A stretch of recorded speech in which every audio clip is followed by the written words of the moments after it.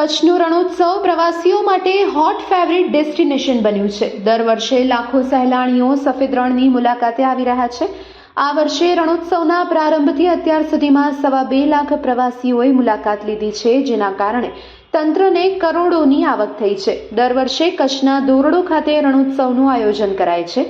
કચ્છ ધોરડો ખાતે યોજાતો રણોત્સવ પ્રવાસીઓને આકર્ષવામાં સફળ રહ્યો છે। રણોત્સવ પ્રારંભ સાથે જ દેશ વિદેશમાંથી પ્રવાસી કચ્છની ધરતી પર ઉતરી રહ્યા છે। દેશ વિદેશથી સફેદ રણની મજા માણવા માટે આવતા પ્રવાસીઓ પણ પોતપોતાની રીતે અલગ અનુભૂતિ કરી રહ્યા છે। ક્યારે ન નિહાળ્યું હોય તેવું ડેસ્ટિનેશન નિહાળી પ્રવાસીઓમાં અનેરો આનંદ સાથે સફેદ રણની મજા માણી રહ્યા છે। આ વર્ષે રણોત્સવના પ્રારંભથી અત્યાર સુધીમાં 2.25 લાખ પ્રવાસીઓ સફેદ રણની મુલાકાત લીધી છે, જેના કારણે તંત્રને કરોડો રૂપિયાની આવક થઈ છે। આ વર્ષે રણોત્સવ વિસ્તારને નો પ્લાસ્ટિક ઝોન જાહેર કર્યો છે। અહીં પ્લાસ્ટિકના ઉપયોગ પર પ્રતિબંધ મૂકવામાં આવ્યો છે। ટ્રાફિકની સમસ્યા હળવી કરવા માટે ઓપન હોપ ઓફ સર્વિસ સેવા ચાલુ કરવામાં આવી છે।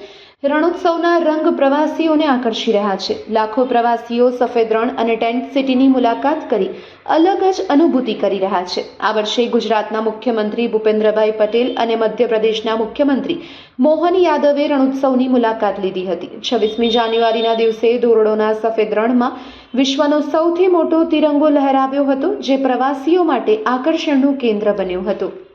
ધોરડો ખાતે દર વર્ષની જેમ 2025-26માં પણ રણોત્સવનું આયોજન કરવામાં આવ્યું છે। અત્યાર સુધી અંદાજે 2.25 લાખ પ્રવાસીઓએ રણોત્સવને માણ્યું છે। અને સુવિધાઓની વાત કરીએ આપણે તો hope on hope of service પ્રવાસીઓ માટે શરૂ કરવામાં આવી છે। તે સિવાય રણની નજીક ટોયલેટ અને પીવાના પાણીની પણ વ્યવસ્થા કરવામાં આવેલી છે।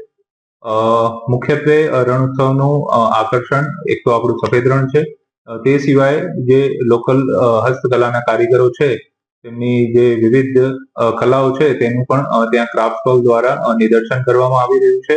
ત્યાંના લોકલ એસએચજી ગ્રુપ છે ધોરડોના અને નિયર બાય કચ્છ જિલ્લાના જેટલા પણ એસએચજી ગ્રુપ છે એમની વિવિધ પ્રકારની વાનગીઓનું પણ ફૂડ સ્ટોલનું આયોજન કરવામાં આવેલું છે।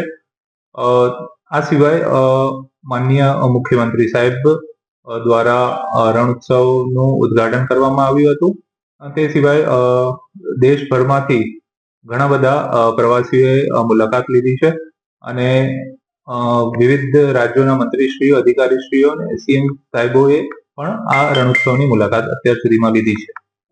હા, એની વાત કરીએ તો ગુજરાત સરકારના khadi village and industries commission દ્વારા આ વર્ષે 26મી જાન્યુઆરી ગણતંત્ર દિવસના